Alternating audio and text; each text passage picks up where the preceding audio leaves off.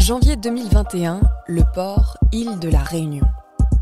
Les protagonistes de cette aventure, Catherine Jandel, géochimiste, et Hélène Planquette, biogéochimiste, toutes les deux chercheuses au CNRS. Georges, élève de seconde au lycée Darius Milhaud au Kremlin-Bicêtre dans le Val-de-Marne.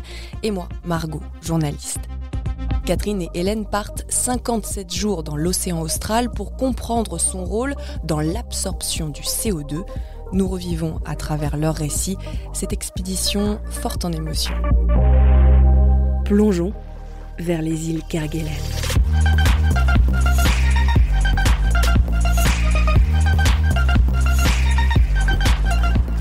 Nous sommes à quai, devant nous se dresse le navire océanographique le Marion Dufresne, 120 mètres de métal qui peuvent encaisser les tempêtes les plus violentes de l'océan austral.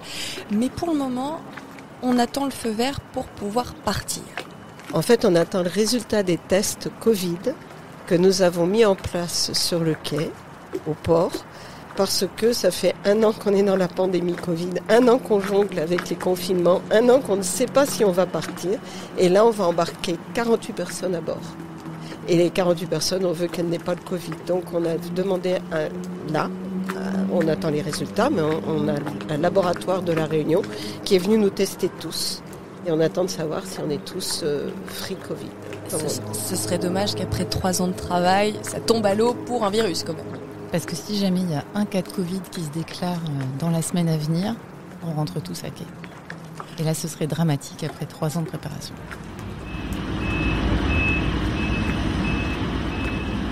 C'est bon. Tout est OK, les 28 tonnes de matériel. Donc déjà, on est négatif, bonne nouvelle. Les 28 tonnes de matériel sont chargées, les 48 scientifiques sont à bord, les marins aussi, évidemment, et heureusement. Et c'est parti. Vous vous sentez comment, là ? On largue les amarres, j'ai eu les larmes aux yeux. Moi, je me sens impatiente de la suite, en fait. J'ai envie de commencer les prélèvements, j'ai envie qu'on commence à travailler, et j'ai envie que tout ça se concrétise vraiment. Quel est l'objectif de cette mission ? C'est d'explorer une région du monde qui est extrêmement éloignée et dont le rôle est important dans la soustraction du gaz carbonique à l'atmosphère.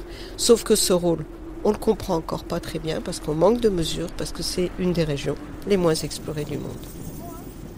On va d'ailleurs s'assurer que tout le matériel fonctionne bien et réaliser quelques manipulations tests. Alors qu'est-ce qu'il y a sur le pont ? Là on y est, on va pouvoir un peu tester tout le matériel. Alors il y a encore un petit peu de bazar parce que tout le monde n'a pas rangé tout son matériel. Qui a laissé sa valise ? Qui a laissé sa caisse surtout, et la caisse pas attachée. Ouais, ça c'est dangereux. Ça bouge un peu. Et en fait, qu'est-ce qui va se passer ?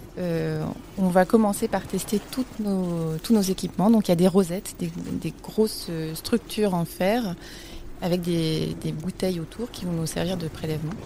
Et qu'est-ce que vous allez prélever ? De l'eau. On prélève de l'eau. Les particules qui sont en suspension dans l'eau, les particules qui coulent dans l'eau, qui chutent vers le fond de la mer. Et on a plein d'appareils différents pour filtrer de l'eau et collecter de l'eau. Comment ça fonctionne à un prélèvement ? On en fait plusieurs. Donc on va reprendre la rosette. C'est des bouteilles. Les bouteilles, ce sont des cylindres en PVC. On les monte sur une couronne de 24 bouteilles. Et cette couronne est équipée de capteurs à la base qui nous dit en temps réel la température, la pression et la salinité.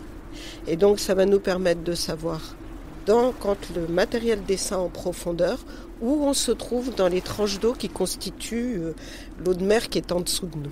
Et quand on remonte, on déclenche depuis le bateau la fermeture de la bouteille qui attrape une tranche d'eau de la profondeur à laquelle on est et qui permet, donc au fur et à mesure, on remonte 24 tranches d'eau et ces 24 tranches d'eau donnent une information sur 24 points tout au long de cette profondeur de 5 km. Oui, parce que l'eau, elle n'est pas salée, autant salée au-dessus qu'en dessous. L'oxygène, pareil, il n'y en a pas autant en surface qu'au fond de l'eau. Il faut imaginer ça comme un millefeuille, en fait. Il y a plusieurs tranches d'eau qui circulent. Et voilà, elles ont parfois, ces masses d'eau, des compositions chimiques différentes et des empreintes différentes. Et c'est vraiment ça qui nous intéresse. On va regarder leur composition chimique. Tout ce qu'on entend autour de nous, c'est évidemment cette rosette qui descend au fond de l'eau, le treuil, parce que c'est quand même assez costaud. Hein. C'est aussi l'occasion justement de tester notre organisation. Quel est votre rôle à toutes les deux ? Alors nous, en fait, on coordonne les opérations à bord. On s'assure que chaque scientifique ait l'échantillon qu'il souhaite, dans la mesure du possible, parce que c'est un petit peu la guerre de l'eau à bord. Tout le monde veut des échantillons au même endroit. Et donc, en fait, nous, notre rôle, c'est vraiment de répartir les profondeurs, les échantillons en fonction des équipes et s'assurer que tout le monde a un matériel, un échantillon suffisant après pour effectuer les analyses. Et le tout dans la bonne humeur et dans la coopération. Vous êtes un peu les chefs d'orchestre. Totalement.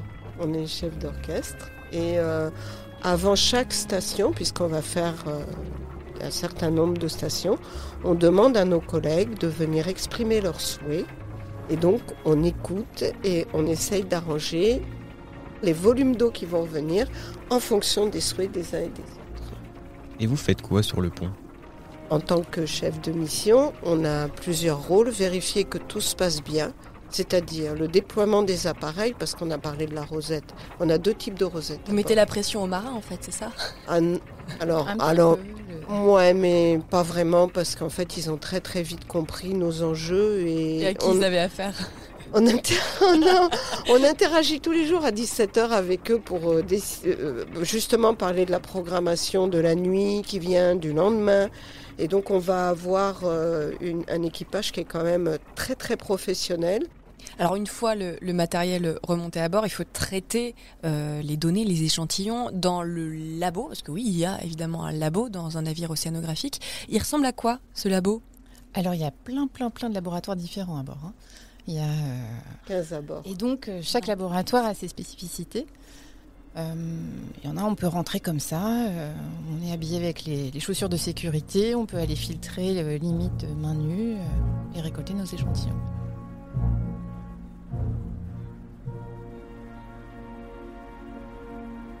À peine a-t-on fini qu'il faut enchaîner avec une deuxième station, un deuxième endroit pour les prélèvements. Ça va être comme ça pendant 57 jours ?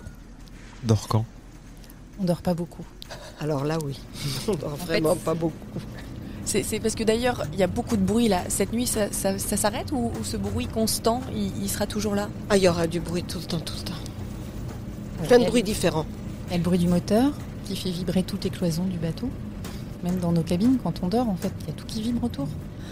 Il y a le bruit des treuils. Quand on met les rosettes, par exemple, à l'eau, le temps qu'elles descendent jusqu'au fond, il va se passer 2 heures, 3 heures selon la profondeur et on entend constamment ce bruit de treuil. Et ensuite qui va remonter, qui va se poser sur le pont. Là, ça fait un gros fracas sur le pont du bateau. Ça fait un peu tout vibrer aussi. Et on dort combien de temps par nuit ? Que je me prépare psychologiquement. Alors, ça dépend. C'est très très variable selon les équipes. Déjà, Hélène et moi, en gros, le planning qu'on a, c'est d'être de service, c'est-à-dire disponible pour nos collègues, 18 heures par jour chacune. Ce qui veut dire qu'il y en a une qui va se coucher à 10 heures du soir et se lever à 4 heures du matin, et l'autre qui va se coucher à 4 heures et se lever à 10 heures du matin. Pour qu'il n'y ait jamais de moment de temps mort. Oui, c'est ça, jamais de temps mort. Et on a combien de stations, combien d'arrêts les stations, je le reprécise, c'est ces endroits où on va s'arrêter et on va justement faire descendre le matériel. On va faire 73 stations. Comment choisissez-vous les lieux de prélèvement ?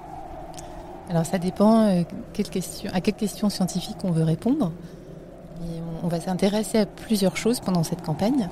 Les différents courants, les différents fronts qu'on va traverser, parce qu'en fait on va partir d'une zone très chaude, la Réunion, pour aller jusqu'à 55 degrés sud où il fait froid. Donc on va perdre 18 degrés. Et oui, moi je prends comme image qu'en gros on va quand on prend l'hémisphère nord, on va du Sahara au Danemark pour se rendre compte de la variation de la biogéographie qu'on va croiser.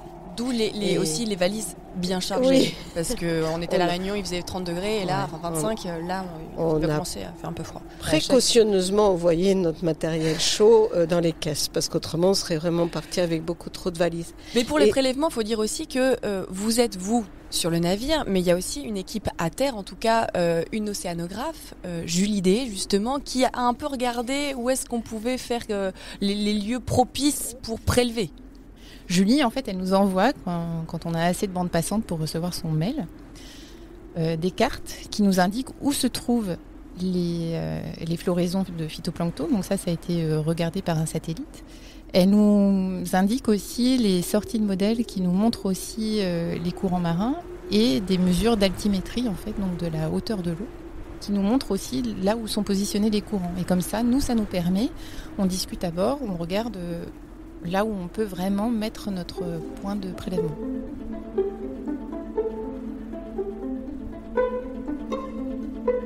Ça fait 5 jours que nous sommes partis, on commence à bien prendre nos marques, on doit faire un prélèvement dans un courant qui s'appelle le courant des aiguilles. Donc on est dans l'océan Indien, au large de l'Afrique du Sud, on prépare le matériel, on plonge les pompes et les sondes, sauf que là, il y a un petit problème. On voit pas le courant des aiguilles. Il s'est un petit peu déplacé en fait. Il s'est déplacé. Et c'est Julie justement qui nous dit, qui réalise aussi de son côté à Paris qu'elle ne le voit pas. Et elle nous envoie un message en nous disant là, est-ce que vous pouvez vous déplacer un peu plus au nord-ouest, et comme ça vous allez pouvoir taper dedans. Donc on court après le courant. Elle nous envoie plus au large et effectivement elle nous indique dans quelle zone aller. Ça surprend tout le monde, on y va et on le trouve. On peut reconnaître le courant à son eau? On reconnaît le courant à la température, à la salinité. On a des appareils aussi sur la rosette qui permettent de mesurer les vitesses de courant. Et donc là, ce sont plein de paramètres qui nous permettent de dire oui, là on y est. Alors là, on est le 18 janvier. Dans une semaine, c'est l'anniversaire de Catherine. Et on s'est mis un défi, en fait, de lui faire un calendrier avec des photos rigolotes. Et le problème, c'est qu'un bateau, c'est petit et il va falloir détourner son attention parce qu'elle a les yeux partout, Catherine. Et donc là, je vais aller voir François, qui est un officier G-Navire, et je vais lui demander de parler à Catherine longtemps de la météo à venir pour les 3 jours, mais vraiment en détail. Catherine, tu peux aller voir François, s'il te plaît, là, parce qu'il y a un petit souci météo, on va peut-être devoir déplacer 2 stations. Si tu veux, mais je l'ai déjà fait il y a quelques heures avec lui. Ça a considérablement bougé. Ouais, cette région, s'il te plaît, parce que moi, il faut que j'aille faire les fiches de prélèvement là, et que j'aille voir un peu le conteneur propre dehors. Bon, si tu veux, j'y vais. Non, t'inquiète, je vais y aller. Il n'y a pas de souci. Comment on organise une surprise sur un bateau où on est toujours ensemble, en fait? En fait, on essaye de faire plaisir déjà à la personne et on essaie que ça colle à sa personnalité. Donc, comme Catherine, elle est un petit peu fantasque parfois, on avait envie de faire quelque chose de vraiment rigolo. Et, elle a les yeux partout, encore une fois.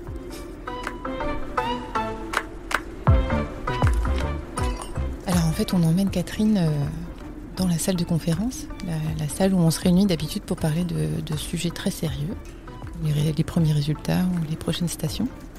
Mais bon, là ce soir, on fait une petite entorse et on emmène Catherine dans cette salle de conférence. Et on l'occupe. Elle sait bien qu'il va y avoir quelque chose pour son anniversaire, mais elle ne se doute pas. Je suis pas complètement dupe, on est le 29 janvier quand même. Mais moi, j'ai suggéré dans la journée qu'on décale un peu parce qu'on travaille énormément ce jour-là. Et je trouve terrible de leur imposer, parce que c'est le 29 janvier d'une des chefs de mission, on arrête tout.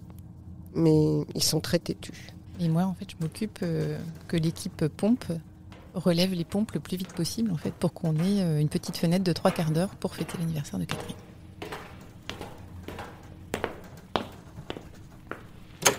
Surprise! Oh, vous êtes incroyable. Alors, le cadeau, qu'est-ce que c'est? Je suis soumise à un quiz. Il faut que je réponde à des questions totalement absurdes. Donc je réponds de façon absurde à des questions absurdes. Exemple de question. Hélène. À quelle heure a eu le déploiement de la caste numéro 29? Catherine. Sachant que la caste numéro 29 n'est pas encore faite. Donc ce sont des questions et à chaque réponse qui est forcément fausse, se dévoile un des cadeaux et c'est les pages d'un calendrier avec des photos sympathiques de mes collègues. On peut le dire, les dieux et les déesses du Marion Dufresne. Le calendrier s'appelle comme ça, je vous laisse imaginer le reste. Et puis attendez, parce que là, ce qu'on entend derrière, c'est pas une playlist, c'est vraiment des musiciens qui jouent. Nous avons en live les Pipette Brothers. Exactement, alors les Pipette Brothers, c'est un orchestre constitué d'une clarinette, d'un saxophone, d'un accordéon, d'un djembé et d'un violon.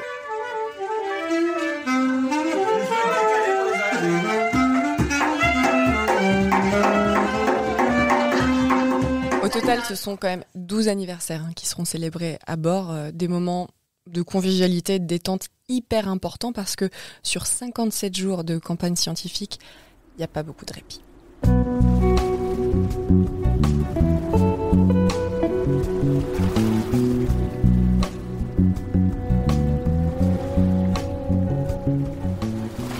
Là, je pourrais crier un « Terre en vue !»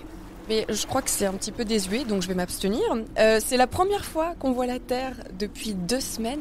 Ça fait un petit quelque chose quand même. Oui, parce que c'est vraiment très joli. On a vraiment le privilège de voir des îles qui sont peu accessibles finalement.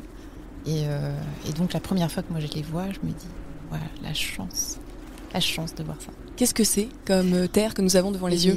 On a les îles Marion et Prince-Édouard. Et ce sont des îles qui appartiennent à l'Afrique du Sud. Il faut imaginer des grandes prairies vertes avec des grandes falaises qui tombent dans la mer. Ah, c'est magnifique. C'est vraiment magnifique. Et on va les échantillonner. Pourquoi on va faire des prélèvements près de cette île ?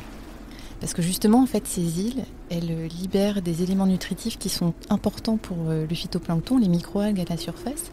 Et elles vont libérer notamment du fer et du manganèse qui agissent un petit peu comme des fertilisants de l'océan et qui vont permettre aux microalgues de croître et d'effectuer plus de photosynthèse et d'exporter le carbone vers le fond de l'océan. Tout ça, c'est lié à l'érosion au niveau de ces îles. Ce sont des îles qui sont érodées par le vent et qui vont justement libérer beaucoup d'éléments métalliques. Donc en fait, les rosettes plongent, remontent à la surface, on prend les échantillons et on n'a pas encore filtré qu'il faut encore la remettre à l'eau. Ça enchaîne, ça n'arrête pas. Mais finalement, je vois pas le rapport entre l'érosion, le CO2 ou l'océan austral, tout ça. L'érosion, c'est un mécanisme naturel. Aujourd'hui, quand on parle d'érosion, on entend les maisons qui sont construites près des côtes et qui sont érodées par le niveau de la mer qui monte. Mais ça, c'est un mécanisme que les activités humaines ont provoqué, et donc qui fait peur. Mais en fait, depuis que la Terre est Terre, il y a des montagnes qui se créent, qui s'érodent et qui amènent des éléments chimiques à l'océan. Et l'océan est le réceptacle de tous ces produits d'érosion.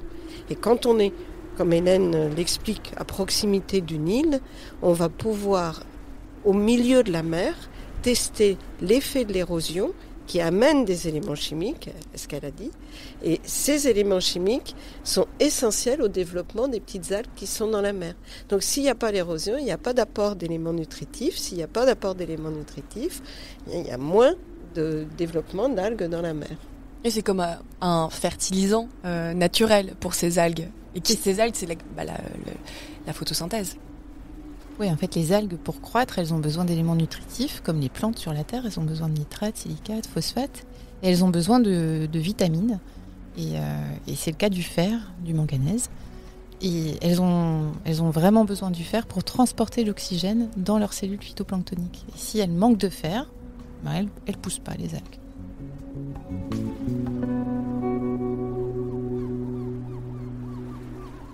Là, on est sur le pont, pendant que la Rosette est en train de descendre. Ça, on l'a peut-être pas dit, mais on a un tout petit peu changé de tenue par rapport à l'Afrique du Sud. Là, ça commence...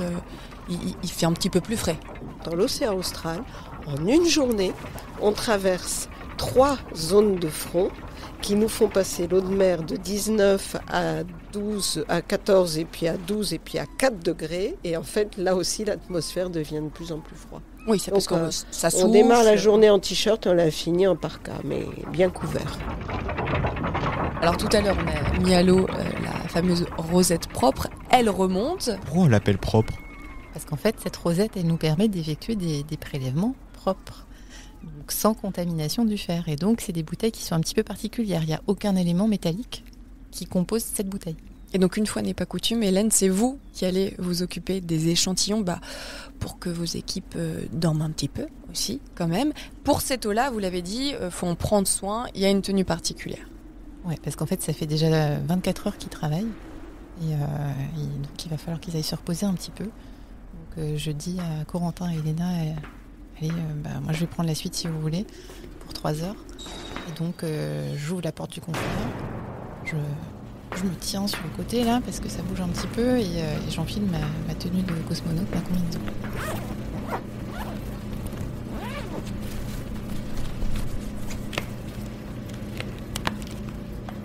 Pourquoi faut prendre autant de précautions ? On regarde des concentrations équivalentes à un trombone dans 30 piscines olympiques. Donc on regarde vraiment des pouillèmes de fer et d'autres métaux traces. Et donc la moindre particule de fer qui pourrait s'échapper de nos vêtements, de nos chaussures et qui arriverait dans cette atmosphère où on prélève, contaminerait nos échantillons. On rentre dans un premier sas, comme ça fait beaucoup de bruit. On entend la soufflerie. Là. Et ensuite, on ouvre la porte qui est très très lourde. Et on rentre dans un deuxième sas qui est un petit peu plus propre.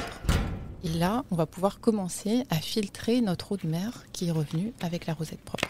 On a plusieurs gants et on se dit tout le temps attends, les gants, qu'est-ce qu'ils ont touché avant ? Est-ce que c'était vraiment propre ? Ah, je suis pas sûre, j'enlève, j'en remets un autre. Et c'est toujours ces précautions-là qu'il faut prendre. Vous restez combien de temps là dans ce labo ? On reste à peu près 3 heures accroupis dans le froid pour remplir des flacons.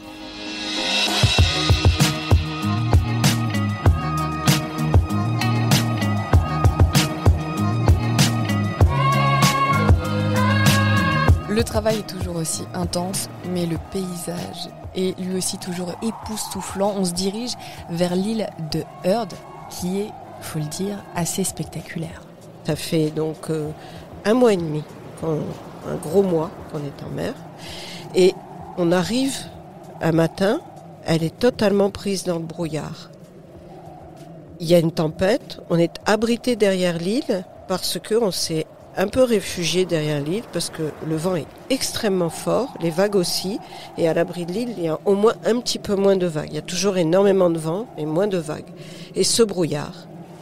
Et à 13h, d'un seul coup, le ciel se déchire, le brouillard se déchire, et l'île de Heard apparaît. Bien là, c'est l'émerveillement général. C'est une île absolument exceptionnelle puisque c'est un volcan qui est en activité, donc il y a une petite fumée qui sort en haut du volcan et qui est entièrement couvert de glace et de neige. C'est un glacier qui descend dans la mer. Et bon, il y a beaucoup d'appareils photo, de caméras qui sortent. Il y a des petits arcs-en-ciel à la surface de l'eau aussi. C'est idyllique. Des gouttelettes d'eau en fait qui volent avec le vent et ça fait des centaines d'arcs-en-ciel à la surface de l'eau. Et on est tous avec un sourire figé, une oreille à l'autre, pour contempler le spectacle. On voit des animaux aussi ? Beaucoup d'oiseaux, essentiellement des oiseaux. Mais des oiseaux par nuées. On a des damiers du Cap, des fulmards, des albatros de tout type. Les albatros nous suivent du début à la fin, comme dans le poème de Baudelaire. Et ils volent très très bien. Et on leur a donné des petits noms. Mais enfin, on pense quand même qu'ils se relayent. Hein. Mais nous, on pense non, ce sont les mêmes. On a vu aussi pendant certaines grandes traversées des cétacés. Enfin, il y a quand même pas mal de... Ouais, les cétacés créent une excitation générale à bord. Et ceux qui les voient sont chanceux. Parce que c'est quand même très très difficile d'attraper un cétacé. Ils se tiennent à distance et donc on voit le souffle parfois. Et c'est très rapide et il faut vraiment avoir l'œil posé à l'endroit de la mer au bon moment. Il faut réaliser qu'on est au milieu de la mer, qui change tout le temps, tous les jours, toutes les heures, toutes les minutes, mais que dès qu'il y a un événement, qu'il y en a un qui le diffuse en disant qu'il y a effectivement, on voit un cachalot, l'arrière bâbord, là, et tous ceux qui sont disponibles se ruent pour aller voir le cachalot. Alors on a la chance de le voir ou pas, c'est variable. Le bateau se dirige plein sud en direction des îles Kerguelen et là, on n'a pas d'île pour s'abriter et ça souffle très très très très fort. C'est simple, c'est des véritables montagnes d'eau devant nous. Il y a 90 nœuds de vent, des rafales à 90 nœuds de vent, c'est énorme. Et, on ne peut pas faire grand chose en fait à part aller admirer en passerelle ces magnifiques vagues. Oh.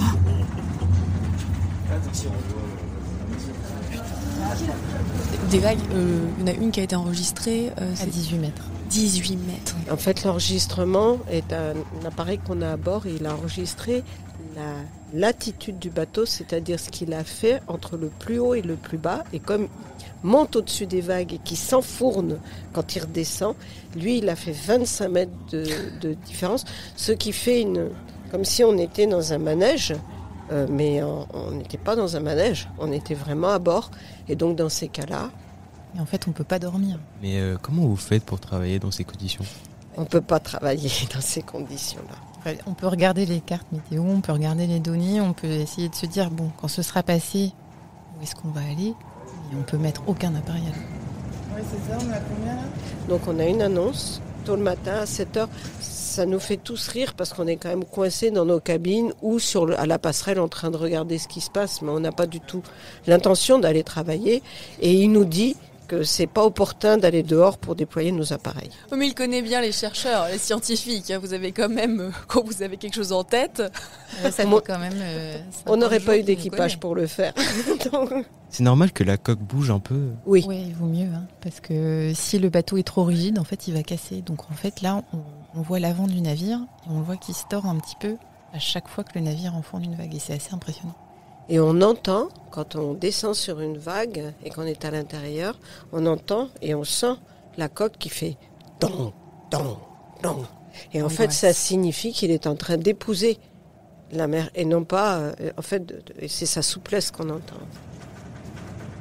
Bon, ça y est, Catherine, t'as récupéré les fichiers sur la clé USB, là, parce que je suis crevée, je vais aller me coucher, là. Pas de problème. Et on se voit tout à l'heure. De toute façon, c'est l'heure. Bon, allez, à 4h du matin. Salut. Bon courage.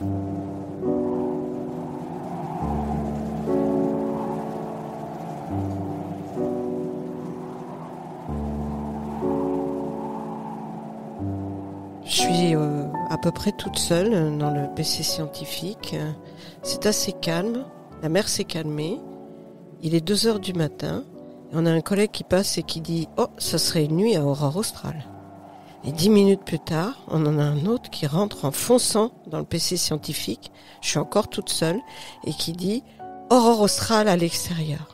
Et la première chose que je fais, je me dis « Tant pis, elle est partie dormir il y a 4 heures maintenant, puisqu'il est 2h du matin. Je vais réveiller Hélène. » Hélène, il y a des aurores australes. Je vois une tête ébouriffée sortir de sa banette. Ouais, Lève-toi. D'accord, j'arrive. C'est vrai, une aurore australe, j'arrive. Et je monte sur le pont. Et là, en fait, en 10 minutes, je crois que l'ensemble du bateau a été réveillé.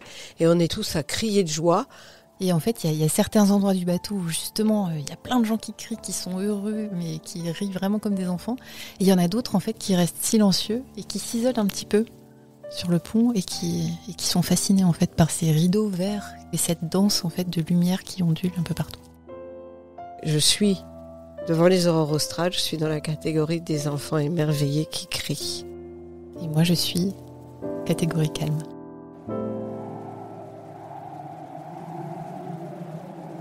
Nous avons fait 73 stations, 73 arrêts pour prélever différents échantillons. D'ailleurs, au total, combien de litres d'eau avez-vous ramené à bord pour cette mission ? Est-ce qu'on a une idée ?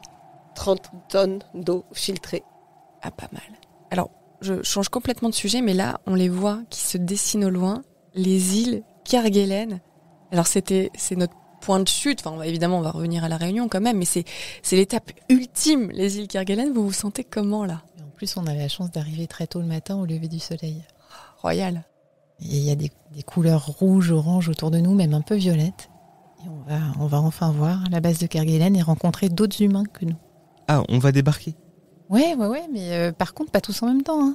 Il faut faire attention sur Kerguelen, il faut préserver la biodiversité, il faut faire attention à pas ramener des petites bactéries ou des petites plantes qu'on aurait dans nos poches. Donc d'abord, on va tous aller passer l'aspirateur sur tous nos vêtements et laver nos chaussures. Donc rendez-vous pont 4, là, devant l'infirmerie, il faut tous le faire, sinon si vous ne l'avez pas fait, on ne débarque pas. En fait, on est en groupe, on a constitué 3 groupes. Et il y a un premier groupe qui va y aller tôt le matin, puis un deuxième et un troisième. On est dans quel groupe, nous ? Tu t'es inscrit sur la liste, non ? Au PC Sciences, il y avait... J'ai oublié, je sais plus. Va vite vérifier. Alors, je t'y vais. Vous avez bien pris les cartes postales ? C'est quoi cette histoire de Alors, carte les postale ? cartes postales, c'est une affaire assez complexe. C'est-à-dire que à bord, il y a de la philatélie.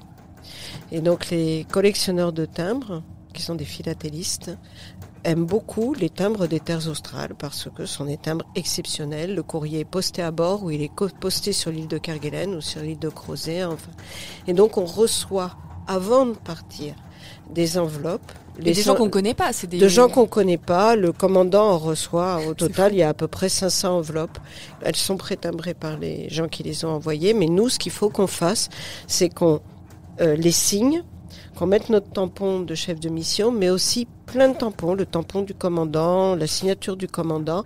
Enfin, avant de débarquer, on a eu toute une opération. On était 12 autour de la table à faire, on faisait circuler les enveloppes comme une chaîne et on tournait tout autour, tampon 1, tampon 2. Et là, on va les poster sur les îles Kerguelen. Oui, c'est essentiellement quand même le bord qui s'occupe de ça. Ils descendent des sacs postaux, elles vont à Kerguelen, elles seront renvoyées par un autre bateau après avoir été traitées sur l'île de Kerguelen. Mais vous savez ce qu'ils ont écrit sur leur carte postale ? C'est pas ouvert, c'est pas il y a tous ont une enveloppe. Hein, Mais nos collègues aussi ont fait à bord des cartes postales et ils font aussi timbrer. Et nous aussi, on en a fait pour les familles quand même, qui les recevront 2 mois après qu'on soit rentré, 3 mois après qu'on soit rentré. Ça n'enlève rien au charme. Ça n'enlève rien au charme, non. Et puis elles sont belles les cartes postales.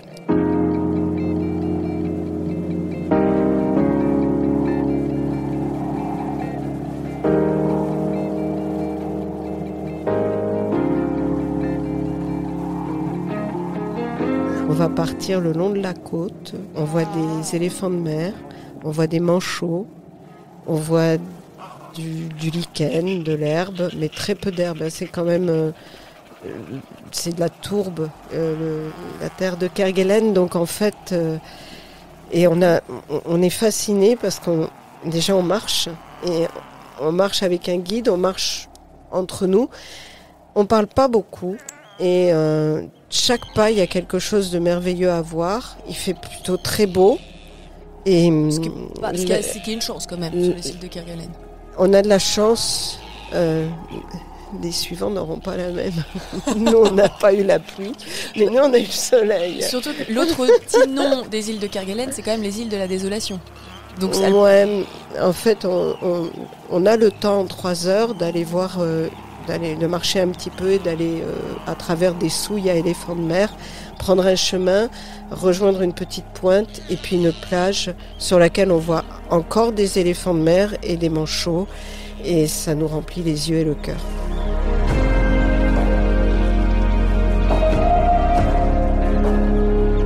Bon allez, il faut y aller parce qu'on a 5 jours quand même de navigation pour retourner sur l'île de la Réunion et il y a encore du travail. Je crois qu'il n'y avait plus de prélèvement à faire. Alors il y en a encore un petit peu parce qu'avec nous il y a le service d'observation oiseaux qui eux regardent les flux d'échange de CO2 entre l'air et la mer et ils ont encore 5 stations à faire.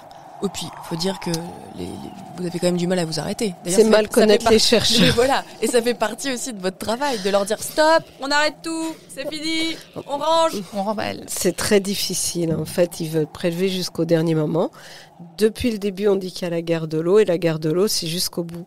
Mais donc il y a encore des sondes qui partent à l'eau, donc il y en a qui viennent prendre un petit peu d'eau pour compléter leur section et on peut pas trop les en empêcher. Ceci étant, il y a 15 laboratoires à bord à remballer et sur ces 5 jours, on consacre notre temps à aller voir.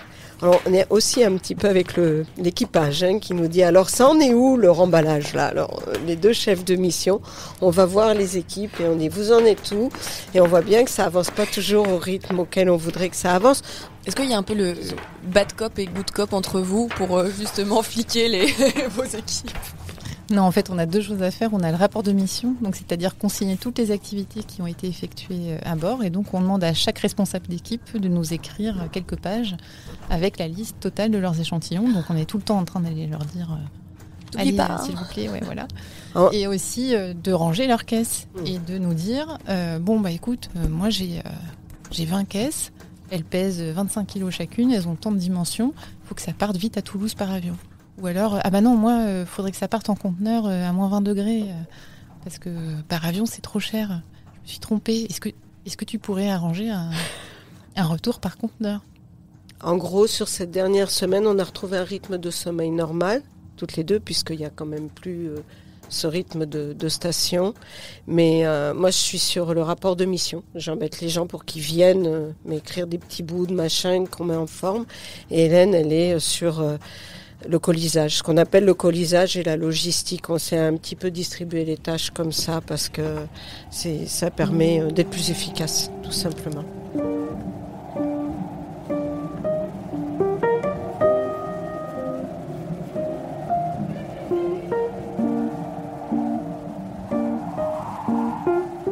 Ça y est, l'île de la Réunion apparaît à l'horizon. Ça sent sérieusement la fin de la mission. Comment vous vous sentez là ?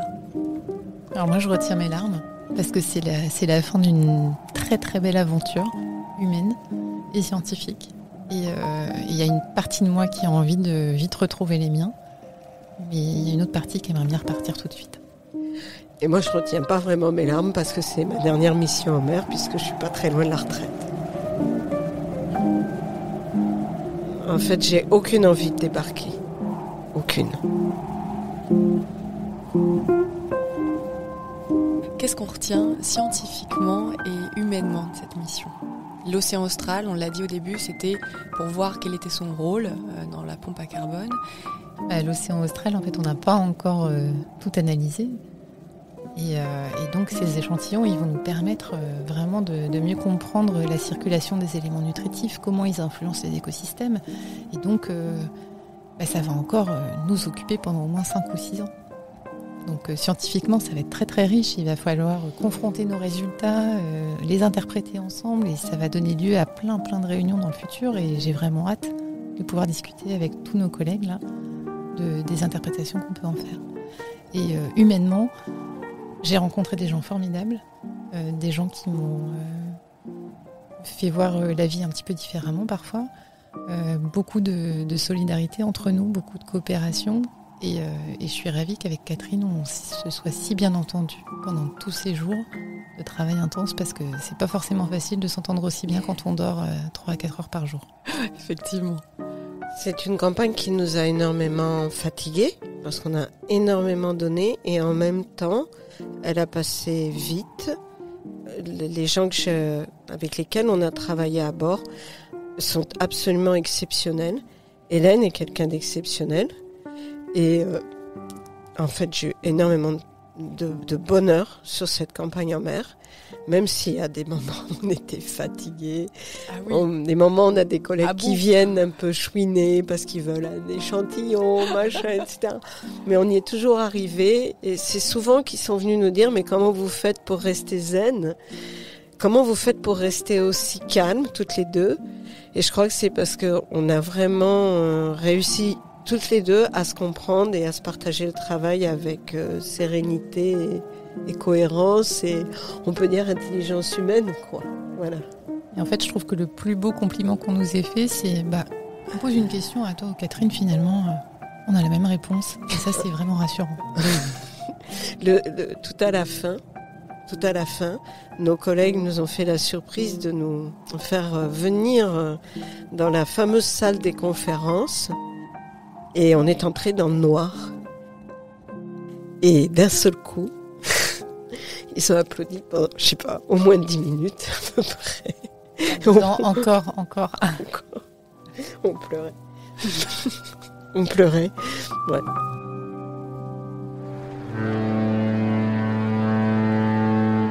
Moi j'ai 15 ans. À mon âge, c'était quoi votre rêve ? Vous allez pas me croire, mais moi je voulais être océanographe. Non. À 11 ans, j'ai demandé un atlas à mes parents pour Noël. J'étais en 6e. Et j'aurais passé mon temps sur cet atlas. C'est l'atlas du Reader Digest, il était très grand. Et en ouvrant la page de l'océan Indien, j'ai dit à ma mère, je voudrais aller sur les îles Kerguelen. Elle m'a répondu, il y a de la brume, il y a du vent, et c'est pas pour les femmes. À 15 ans, je voulais être océanographe, je l'ai dit à l'orientation à mon collège. Et on m'a dit, c'est pas pour les femmes, et c'est bouché. Mais en fait, j'ai quand même un peu de suite dans les idées. Hélène ? Et moi, à 15 ans, en fait, je voulais continuer de voyager sur le voilier de mes parents. C'était ça mon rêve. Et je voulais surtout aller voir l'Antarctique. Et aujourd'hui, c'est quoi ? Alors moi, je vais toujours aller voir l'Antarctique.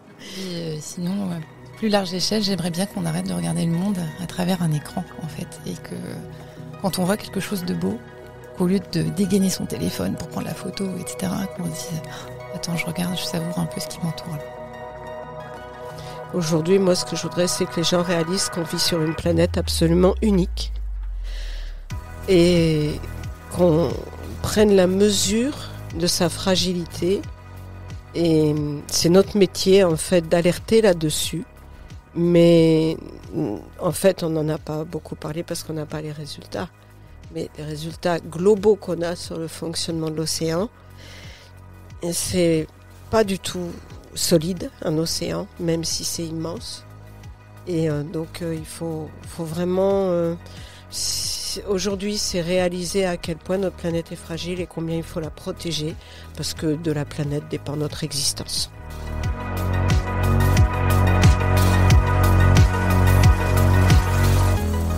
Plongeons vers les îles Kerguelen, un épisode avec Catherine Jandel, géochimiste, et Hélène Planquette, biogéochimiste, toutes les deux chercheuses au CNRS. Un podcast produit et réalisé par René Prod en partenariat avec l'ADEME, l'Agence de la transition écologique, Gobelin, l'école de l'image, et le lycée Darius Milhaud au Kremlin-Bicêtre dans le Val-de-Marne, un lycée public engagé dans l'éducation et le développement durable. Si vous avez aimé cet épisode, partagez-le, laissez-nous un commentaire, mettez-nous 5 étoiles sur votre plateforme d'écoute préférée. L'Océan vous en remercie.